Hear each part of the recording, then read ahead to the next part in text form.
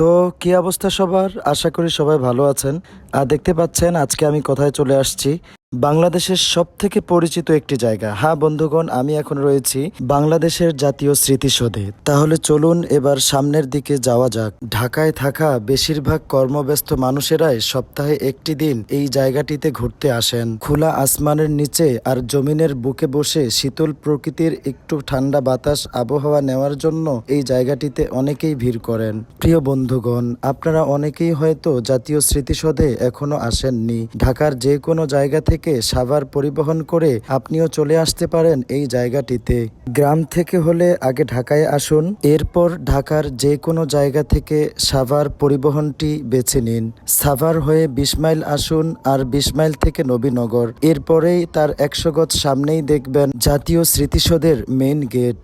বকবক না করে চলুন দেখি ভিতরে কি দেখা যায়।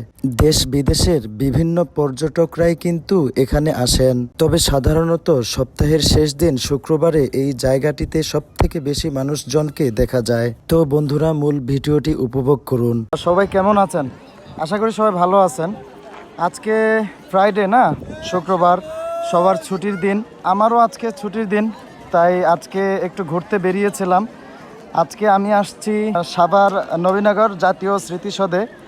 তো এখানে এসে আজকে কি কি দেখলাম দেখেন একটাবার। আপনারা দেখতে পাচ্ছেন এই যে এই জায়গাটায় সবাই গোল হয়ে আছে না, এই যে এখানে একটা শুটিং চলতেছে। আবার এই যে দেখেন এইখানে আরেকটা শুটিং চলতেছে। আবার এইখানে দেখেন, এখানে অনেক বড় আকারে কিন্তু একটা শুটিং চলতেছে। তার মানে কি আপনি দেখতে পাচ্ছেন যে আসলে এই জায়গাটা, এই স্মৃতিসৌধের যে জায়গাটা, এই জায়গাটা মূলত এখন বিভিন্ন শুটিং ক্লাব এবং কি বিভিন্ন টিকটক প্ল্যাটফর্ম থেকে কিন্তু সবাই আসতেছে এবং কি ভিডিও করতেছে। তো আপনারা দেখতে থাকুন, সামনে আরো ভালো কিছু দেখানোর চেষ্টা করব ইনশাল্লাহ।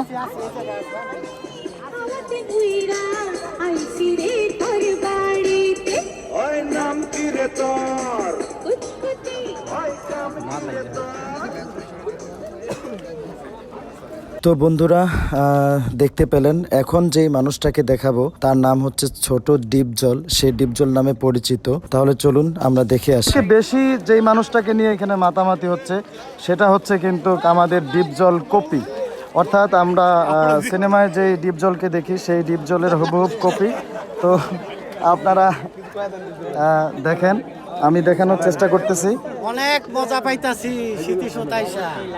আপনারা মাগার চলে আইসেন, আর এই যে ভাইয়ের আইডিটা মাগার একটু ফলো করে দিয়ে। আর আমি ছোট ডিপজল, আপনারা মাগার টিকটকে ছোট ডিপজল লেখলে আমাকে দেখতে পাবেন। সকলে ভালো থাকেন। আর এই যে ভাইয়ের বাড়ি নীলফামারি, মাগার চলে আইসে স্মৃতিসৌধ, অনেক ভালো লাগতাছে। শুধু আপনাদেরকে আনন্দ দেবার জন্য মাগার এত কষ্ট করে ভিডিও করছি। বর্তমানে টিকটকে আমি ছোট ডিপজল লেখা সার্চ দিলে আপনারা পাবেন। মোটামুটি আমি টিকটকে ভাইরাল আছেন না? তো ছোট ডিপজল আসলে ওনার আমি আজকে ফার্স্ট টাইম দেখলাম। আমি টিকটক ওইভাবে আমার আসলে এটা ডায়লগটা ভাইরাল হয়ে যাবে, ডায়লগটা দিবেন। আচ্ছা আচ্ছা, আরেকটা ডায়লগ তো অবশ্যই নিব। আরেকটা ডায়লগ, হ্যাঁ আরেকটা ডিপজল, আরেকটা ডায়লগ। ওস্তাদ বোমা বানাইতাছ, টাকা নিচ্ছ পুরা, টাকা কি তোমার বউ বাচ্চারে দিচ্ছ নাকি মাগার কইলকার ভিতরে ভরছ? এই কাছে বোমা বানাইবার আইচালাম, তুই তো দেশ নাই। ওই বাদশার কাছে কইয়া দিচ্ছস, ওই বাদশারে তো সিস্টেম করব, তার আগে তোর সিস্টেমটা কইরা লই। কাউ কাউ কাউ, মজা পাইছেন? দারুন দারুন দারুন। প্রিয় বন্ধুগণ, আপনারা দেখতে পেলেন ডিপজলের সমন্বয় কিন্তু খুবই সুন্দর একটি অভিনয় করে দেখালেন এবং একটি ডায়লগ দিলেন। তো এখানে যারা টিকটক করতেছিলেন, আমি আসলে একজনের ইন্টারভিউ নেওয়ার চেষ্টা করব এবং জানতে চেষ্টা করব যে আসলে টিকটকের ভবিষ্যৎ কি। তো আমি এমন কাউকে খুঁজতেছি যিনি আসলে টিকটক করেন এবং টিকটক ভিডিও করেন। তো আমি দেখি কাকে পাওয়া যায়।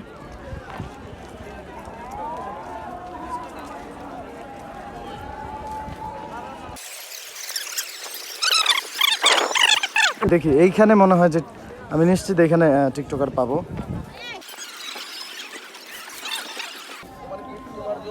উফ শিট, এখানেও আসলে শুটিং চলতেছে। প্রিয় বন্ধুগণ, আপনারা দেখতেই পাচ্ছেন।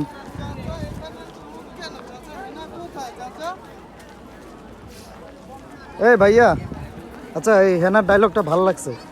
আপনি কি টিকটক করেন? আচ্ছা, একটা কথা বলেন, এই যে টিকটকের ভিডিও যারা এখানে করতেছে, হ্যাঁ, তো এনাদের ভবিষ্যৎ কি আসলে একটু যদি বলতেন। ভবিষ্যৎ সবাই তো একটা ভবিষ্যৎ নিয়ে প্ল্যান করে না, আমি ডক্টর হব, ইঞ্জিনিয়ার হব, ভালো ভালো জায়গায়, কিন্তু টিকটকের আসলে ভবিষ্যৎটা কি একটু জানেন কি এটা? টিকটকাররা ভাইরাল হতে একটু জোরে বলেন। টিকটকাররা তো চায় ভাইরাল হতে, যারা সোশ্যাল মিডিয়ায়, যে কারণে তারা টিকটক থেকে তো আমি যতটুকু জানি যে টিকটক থেকে কোনো ইনকাম নাই।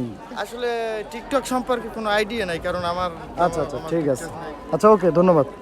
আমি অন্য কাউকে খুঁজবো যে টিকটকের ভবিষ্যৎ কি, এটা যেভাবেই হোক খুঁজে বের করতেই হবে আমাকে।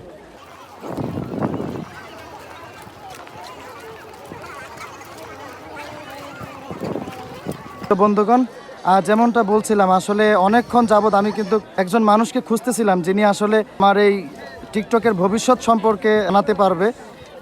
তো আমি একজন ভাইকে পাইছি। তো ভাইয়ের নাম কি? আমার নাম শাফিন, আর টিকটক আইডির নাম হচ্ছে এমসি শাফিন বিডি। আচ্ছা শাফিন ভাই, একটু জোরে বলবেন, হ্যাঁ, আমার যেহেতু স্পিকার নিয়ে আসি নাই। আচ্ছা, আপনি এতক্ষণ টিকটক ভিডিও করতেছিলেন? হ্যাঁ, এতক্ষণ আমরা টিকটক ভিডিও করতেছিলাম, সবাইকে বিনোদন দিচ্ছিলাম। তো আচ্ছা, আপনাদের মোটামুটি সেটআপ দেখলাম যে অনেক ভালো, হ্যাঁ, তো অনেকজন মানুষ মিলে কাজ করতেছেন। তো আপনাদের কাছে জানতে চাই, এই যে টিকটকের আসলে ভবিষ্যৎ কি? টিকটক ভিডিও করে এর ভবিষ্যৎটা কি? আসলে টিকটক হয়েছে এমন একটা প্ল্যাটফর্ম, এখানে সবাই বিনোদন মানে চেহারাটা একটু ভাইরাল করার জন্য আসে। এখান থেকে কোনো টাকা ইনকাম হয় না, ফেস ভ্যালুটা আনার জন্য এখানে আসা। তো আমাদের মোটামুটি একটা ব্ল্যাক ডান্সার গ্রুপ আছে, ওইখান থেকে আমাদের অনেক টিকটক প্রোগ্রামে ইনভাইট করা হয়, তো আমরা যাই ওইখানে। তারপর হচ্ছে টিকটক থেকে আমরা সবাইকে বিনোদন দেই, এই জাস্ট এইগুলো। আর কিছু একটা সামনে আগানোর চেষ্টা করতেছি, মানে পরবর্তীতে মিউজিক ভিডিও করার জন্য ফেসটা একটু মানে আচ্ছা, সবাইকে পরিচিত শাফিন ভাইয়ের কিন্তু আসলে খুব সুদর্শন একজন ব্যক্তি। তো আমি মনে করব যে শাফিন ভাইয়ের ব্যাকগ্রাউন্ড এবং কি উনি যদি ফোকাস করেন তাহলে হয়তো খুব একটা ভালো জায়গায় যেতে পারে। তো আমি যতটুকু বুঝলাম, আসলে টিকটকের মধ্যে কোনো ভবিষ্যৎ নাই। টিকটক যেহেতু মনিটাইজেশন দেয় না, সো এখান থেকে ইনকামেরও কোনো সুযোগ নাই। আমরা যতটুকু জানি, বাংলাদেশে ইউটিউব এবং কি ফেসবুক থেকে আর্নিং করা সম্ভব। তো শাফিন ভাই, আপনার ভক্তদেরকে কিছু থাকলে বলেন।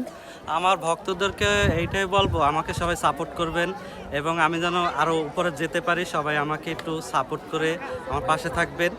আর ভবিষ্যতে যদি আপনারা আমাকে আরও উপরে দেখতে চান, তাহলে সবাই আমাকে সাপোর্ট করবেন। ঠিক।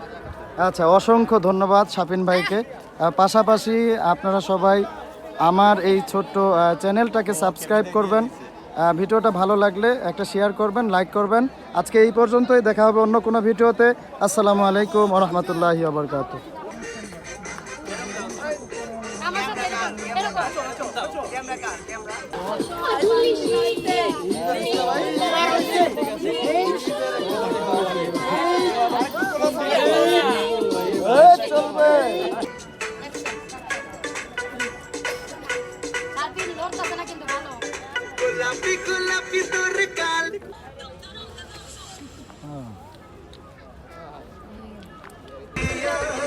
এই তোরা